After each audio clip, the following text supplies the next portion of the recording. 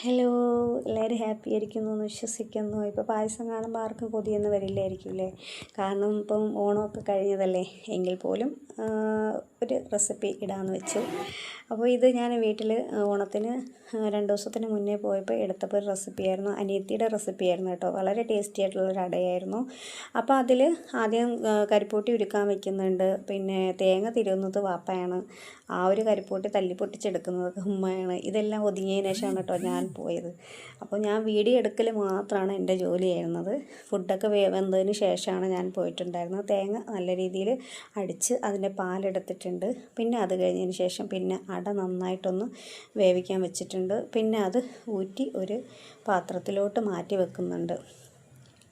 ട്യൂഷനും മദ്രസയും കാര്യങ്ങളൊക്കെ ഉള്ളതുകൊണ്ട് തന്നെ സത്യം പറഞ്ഞാൽ ഞങ്ങൾക്ക് ഒരുമിച്ച് കൂടാൻ പറ്റാറേ ഇല്ല കേട്ടോ. പക്ഷേ എന്തോ അന്നത്തെ ദിവസമായപ്പോഴത്തേക്കും 2 പേര് മാത്രമേ വന്നിട്ടുള്ളൂ. ബാക്കി ഒരാൾക്ക് വരാൻ കഴിഞ്ഞിട്ടില്ല.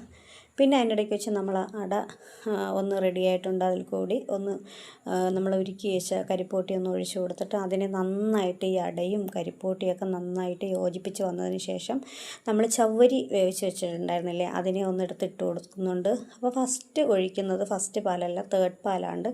പിന്നെ സെക്കൻഡ് പാലാണ് ഒഴിക്കുന്നത്. ഏറ്റവും ലാസ്റ്റാണ് കേട്ടോ ഫസ്റ്റ് പാലൊഴിക്കുന്നത്.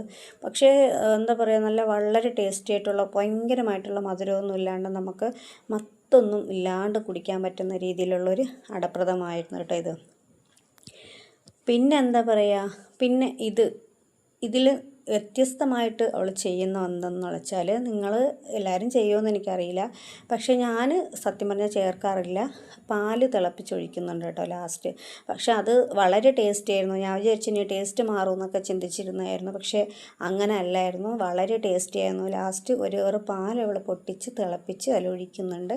പിന്നെ അണ്ടിപ്പരിപ്പും കിസ്മിസും നെയ്യിൽ ഇട്ട് വറുത്ത് കോരി ഇടുന്നുണ്ട്. വളരെ ടേസ്റ്റി ആയിട്ടുള്ളൊരു അടപ്രഥമനായിരുന്നു.